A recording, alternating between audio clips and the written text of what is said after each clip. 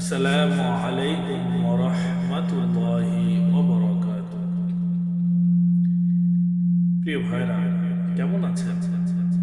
আশা করি আল্লাহ তাআলার ইচ্ছায় আপনারা অনেক সুখে স্বাচ্ছন্দ্যে আছেন।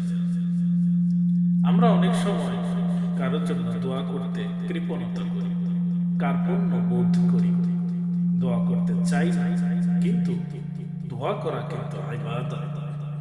প্রিয় নবী বলেছেন, দোয়া হচ্ছে ইবাদত। আপনি আল্লাহ তাআলার কাছে দোয়া করলে আল্লাহ তাআলা খুশি হয়ে যায়। আর সেটা যদি কোনো বান্দার জন্য হয়, আপনার কোনো ভাইয়ের জন্য হয়, তাহলে তো আরো বেশি আল্লাহ তাআলা খুশি হয়ে যায়। বলুন সুবহানাল্লাহ। এ সম্পর্কে আমাদের প্রিয় নবী মুহাম্মদ সাল্লাল্লাহু আলাইহি ওয়াসাল্লাম তার হাদিসের বাণীতে কি বলেছেন, চলুন আমরা সহিহ হাদিস থেকে আমরা জেনে নেওয়ার চেষ্টা করি। عن أبي الدرداء رضي الله عنه قال قال رسول الله صلى الله عليه وسلم হযরত আবু দারদা রাদিয়াল্লাহু আনহু বলেন, রাসূলুল্লাহ সাল্লাল্লাহু আলাইহি ওয়াসাল্লাম বলেছেন, দাওয়াতুল মুসলিমি লিআখিহি বিযহরিল গায়বি মুস্তাজাবাতুন। দাওয়াতুল মুসলিমি লিআখিহি বিযহরিল গায়বি মুস্তাজাবাতুন ইনদা রাসিহি মালাকুন মুওয়াক্কালুন কুল্লাহা দাআ লিআখিহি বিখাইর قال الملك موكل به آمين ولك بمثلي।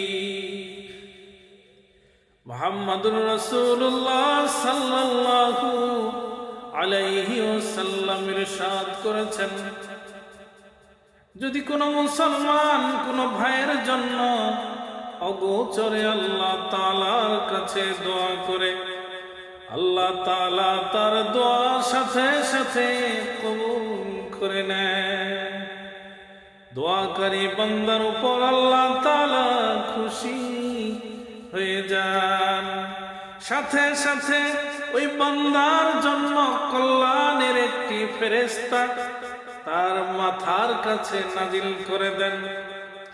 সে যা তার ভাইয়ের জন্য কল্যাণ কামনা করতে থাকে, ফেরেশতাও তার জন্য আল্লাহ তাআলার কাছে তাই বলতে থাকে।